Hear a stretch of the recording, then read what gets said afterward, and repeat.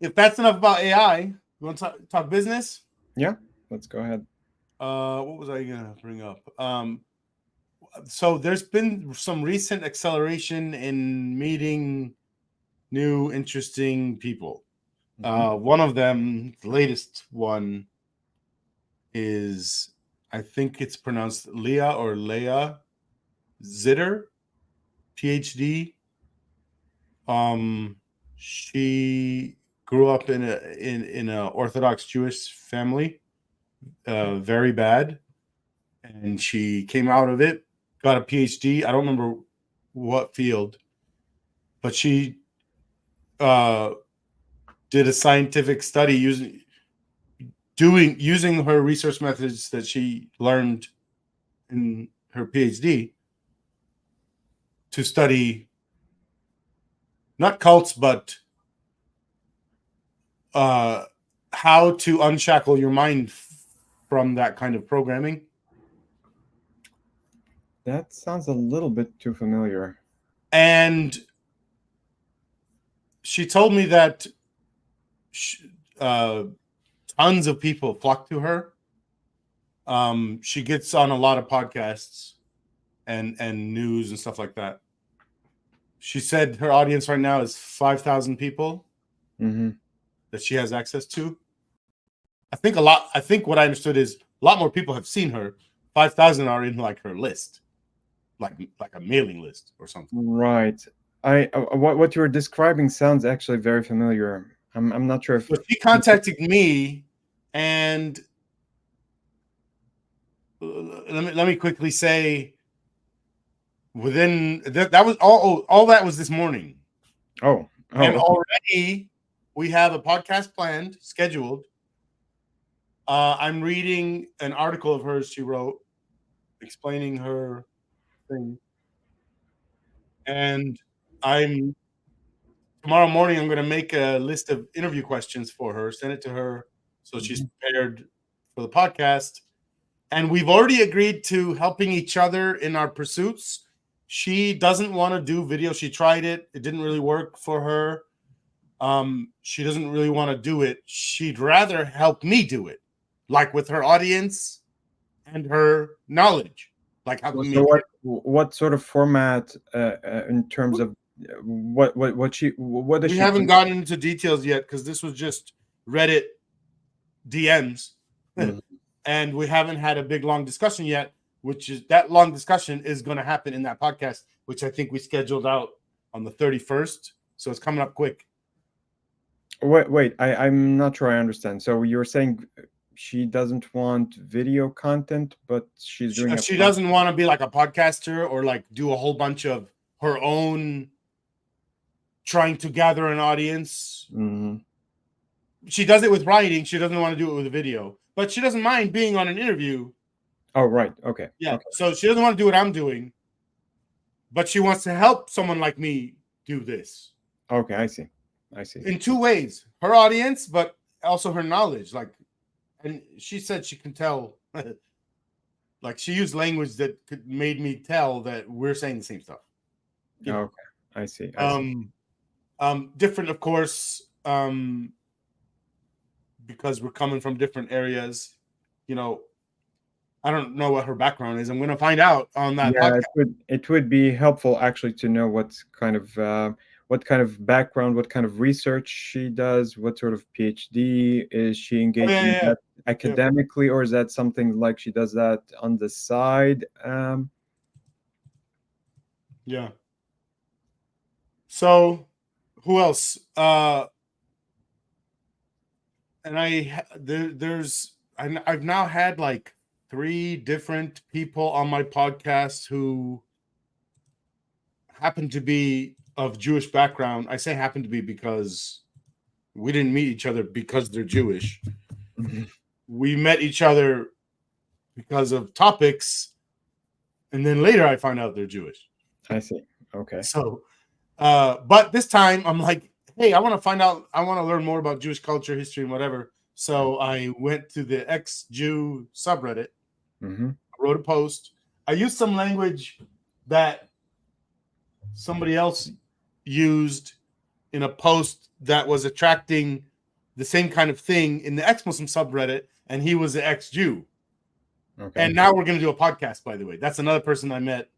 That what's happening is instantly, from the first moment we meet, we're already in sync and we already know what we're going to do. And we're going to be helping each other for a long time. And we're going to have more than one episode.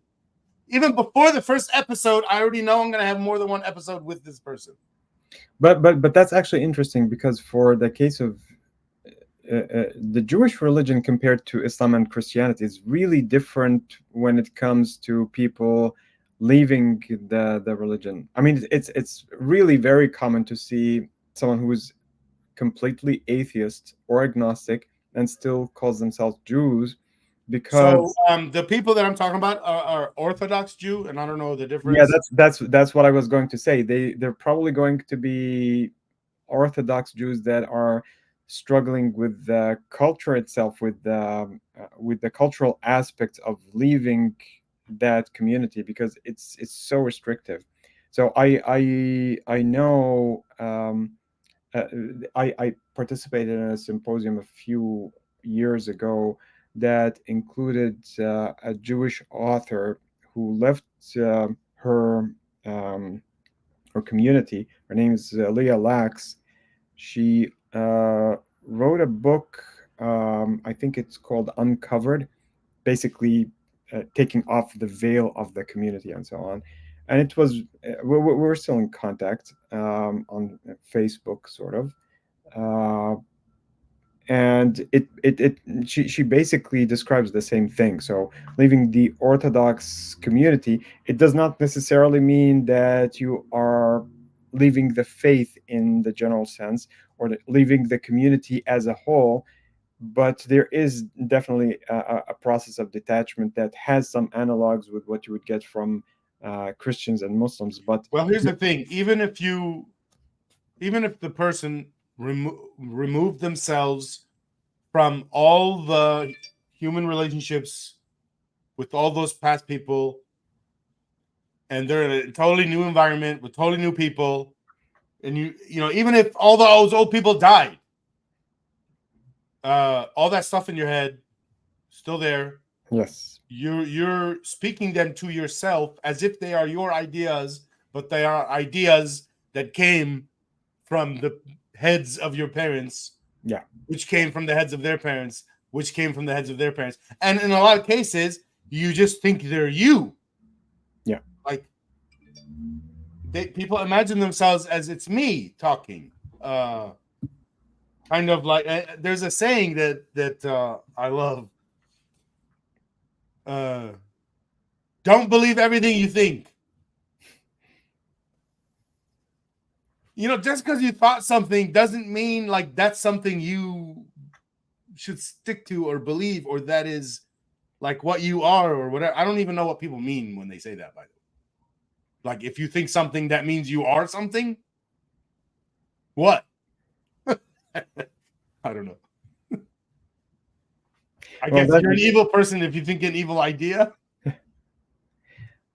yeah, though we're getting into an area where we might that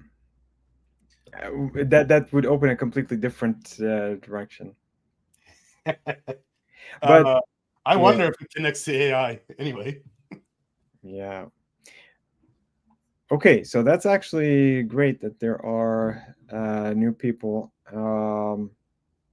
I would be very interested in seeing how looking into the ex-Jewish community would lead to. But when I think about ex-Jewish, there's a lot of things that are cultural, not necessarily religious in the sense that we think about as ex-Muslims. Um, but if you go to the Middle Ages, um, there is a lot of overlap in some of the history that some of the free thinkers in the Jewish community had, that has a lot of similarities with some of the people who were thinking about that in the Middle Ages in the Muslim community.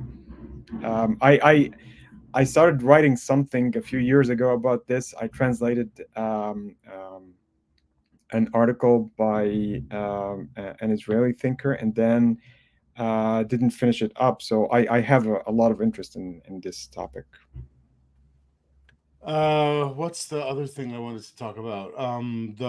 Okay, so let's do some planning or brainstorming about the planning. We don't really have plans yet for this, all this new ideas. I told you in email, somebody came to me with an idea. It made sense. Deconstructing Islam. I don't know about the wording yet, but, and me and you, there's no way it would be finished in a episode, so it's a series automatically. That's a whole, yeah, that's a whole series.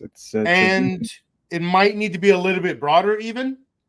Maybe even we keep the same name, not make the name broader, even though the topics can still be broader. I actually wrote a list of all the things we could talk about, just so we have an idea before we make the name. Where is the list? I had it here somewhere. There it is.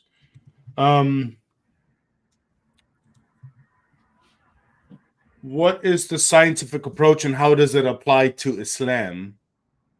How morality works without Islam? How to improve one's thinking skills, like critical thinking, what I mean by that is, how do you go about actually learning this stuff we're saying about, scientific thinking? How to identify your mental problems, like related to Islam, like when you get a panic attack after hearing a new miracle claim, and solve them with, and what I mean by that is journaling and like therapy. And by journaling, I mean doing a scientific study of your mind. And I have explanations of how to do that. And then how to talk with Muslims online, in person, if it's your family, if you're afraid for your life. You're also talking to 13-year-olds who might read this. So you want to tell them to fear for their life. You don't want someone to be cavalier. Yeah, that's true.